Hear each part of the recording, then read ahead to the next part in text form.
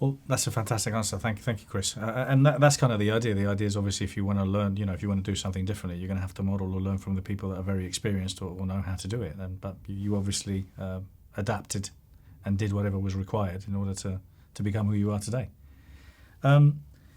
What's with a lot of the stuff that you do now, and the advice that you give people, and I appreciate you may have replied some of this already, but so what's the advice you give to somebody that wants to get into business, somebody who's thinking of becoming a businessman or woman and is thinking of starting from scratch or just taking their company to the next level?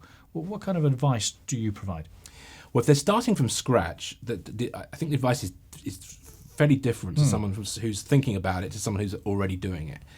And the question about the people who are thinking of doing it is really important because there are a couple of decisions that people make at the beginning and they don't even realize, I think, sometimes they're making those decisions. And those decisions will influence literally the rest of their entrepreneurial lives.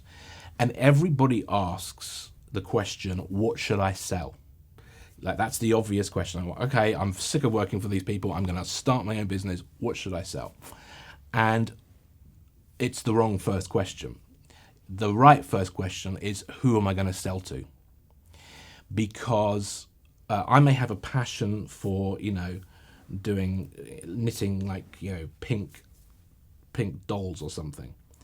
But the problem with focusing on that and, okay, my business is going to be the production of these things, is it ignores the buyer and the potential buyer. And to jump to the people with the existing business, the challenge that most business owners face these days is marketing, is selling, is getting through to the right person and being able to sell to the right person. So if you're thinking of starting a business, you want to pick something with ideally a higher end or more affluent buyer, someone who is willing to invest and for whom your business, you're not having to battle it out with everybody else to compete on price. Because if you're having to compete on selling the lowest price thing, you've got a huge, huge problem. You ideally want a business that's repeat business, like a hairdresser is repeat business. You come back again and again, you buy the stuff of shampoo again and again, and you refer people again and again. You want to avoid a business that's kind of a one-off sale. So those factors are a wealthier, high-end buyer, repeat business. I'd start with that. Where can I find those people? And then you insert what it is that you're going to sell. For people with the existing business, the number one thing is, and I'm not saying this because it's what I do, is you've got to get really, really good at marketing and online marketing. Because your business is, sometimes at a seminar, we'll say to people, like, tell me what business you're in. And somebody will say, well, I'm a wedding photographer, or I'm a coach or a consultant, or I manufacture screwdrivers or whatever. And I say, well, obviously you're kind of all right, you're all correct because that's what you do, but actually you're all wrong because the business you're actually in is the marketing business.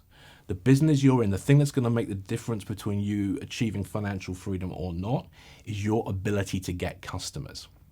And there's an art and a science to that, and if you master it, you're basically financially free, and if you don't master it, you struggle. And so those are the kind of the core. Now, obviously, we go into a lot of detail, but those are the core messages that we convey.